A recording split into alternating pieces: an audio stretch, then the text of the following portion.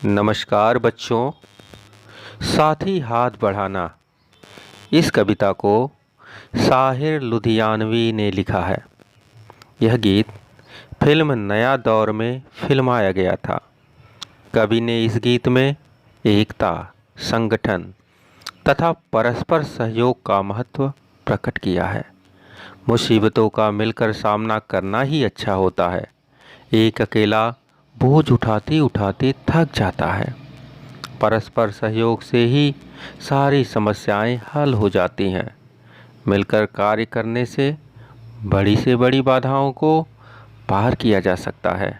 तो आइए इस कविता की व्याख्या और इसके अर्थ को हम समझते हैं। पहले कविता का वाचन करेंगे, फिर इसके शब्द, अर्थ और व्याख्या करेंगे। साथी हाथ बढ़ाना, एक अकेला थक जाएगा, मिलकर बोझ उठाना, साथी हाथ बढ़ाना। हम मेहनत वालों ने जब भी मिलकर कदम बढ़ाया, सागर ने रास्ता छोड़ा, पर्वत ने शीश झुकाया। फौलादी हैं सीने अपने, फौलादी हैं बाहें, हम चाहें तो चट्टानों में पैदा कर दे राहें, साथी हाथ बढ़ाना। बच्चों, इस कविता में एकता की भावना को प्रकट किया गया है। पहले शब्द अर्थ को समझते हैं। साथी का अर्थ होता है मित्र। हाथ बढ़ाना अर्थात सहायता करना। मिलकर बोझ उठाना, एक दूसरे की सहायता करना। मेहनत वाले, परिश्रम करने वाले। कदम बढ़ाना, इसका अर्थ है आगे चलना। पर्वत अर्थात पर्वत। शीश झुकाना, स्वागत करना। फौलादी का अर्थ होता है मजबूत। सीना का अर्थ है छाती। चट्टान, भारी पड़ा कठोर पत्थर, जिसे हम चट्टान कहते हैं। राहें मतलब रास्ते। प्यारे बच्चों, इस कविता में कवि ने एकता के भाव को प्रकट किया है। कवि कहता है कि भारत के निर्माण के लिए अकेला व्यक्ति कुछ नहीं कर सकता। अगर हमें सपनों का भारत बनाना है, विकसित भारत बनाना है, तो हमें मिलजुल कर यह भार उठाना पड़ेगा। एक दूसरे की मदद करनी पड़ेगी। इतिहास गवाह है, जब भी हम मेहनती लोगों ने, कवि ने भारतवासियों को मेहनत वाला बताया है, अर्थात परिश्रमी बताया है। कवि कहता है जब भी हम मेहनती लोगों ने एक साथ मिलकर कदम बढ़ाया है, तब रास्ता सागर ने भी दे दिया है।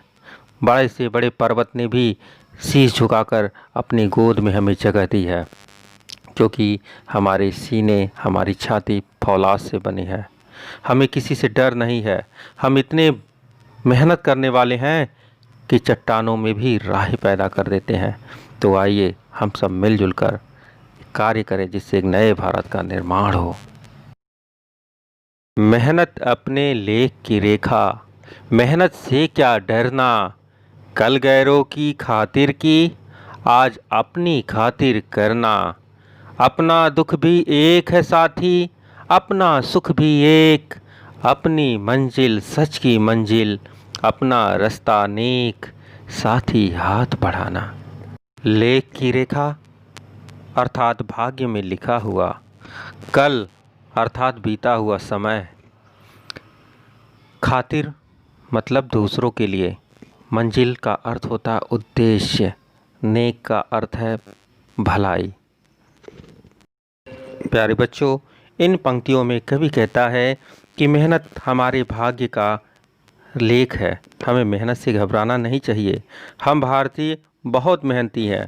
कल अर्थात ब्रिटिशों के टाइम में हमने अंग्रेज़ों के लिए मेहनत किया। आज हम आज़ाद हैं। आज हमें अपने लिए मेहनत करना है। कवि कहता है कि सुख और दुख हमारा साथी है। जीवन में इनका क्रम चलता रहता है। अगर हमारे जीवन में दुख आए तो हमें घबराना नहीं चाहिए।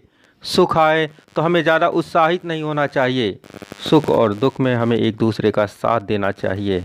और अपनी मंजिल की ओर सदा कदम बढ़ाते रहना चाहिए, क्योंकि हमारी मंजिल सच की मंजिल है, हमारा रास्ता भलाई का रास्ता है।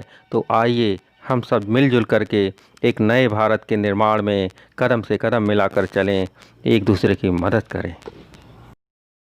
एक से एक मिले तो कतरा बन जाता है दरिया, एक से एक मिले तो जर्रा बन जाता है सेहरा, एक से एक मिले तो राई बन जाती है पर्वत, एक से एक मिले तो इंसा बस में कर ले किस्मत, साथ ही हाथ बढ़ाना।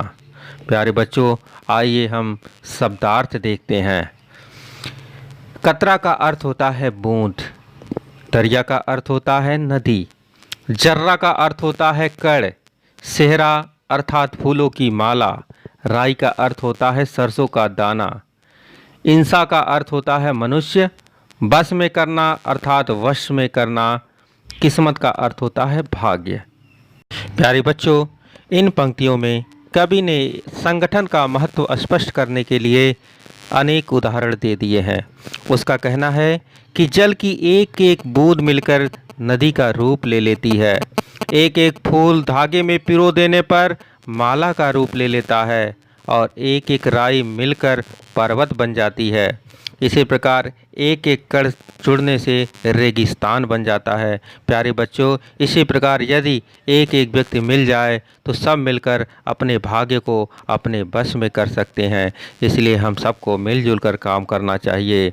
कल हमने अंग्रेज़ों के लिए काम किया, आज हमें अपने लिए काम करना है। भारत को जो है विश्व में एक पहचान दिलानी है, विश्व के विकसित राष्ट्रों में भारत को दर्जा दिलवाना है। तो इस कविता में कवि ने भारत को आगे बढ़ाने के लिए आह्वान किया है, सबको एक साथ मिलजुल कर काम करने के लिए प्रेरित किया है। इस गीत को हम 15 अगस्त, 26 जनवरी आदि दिवसों पर जोश के साथ, उत्साह के साथ गा सकते हैं। तो मुझे विश्वास है कि आप लोगों को कविता समझ में आ गई होगी। धन्यवाद।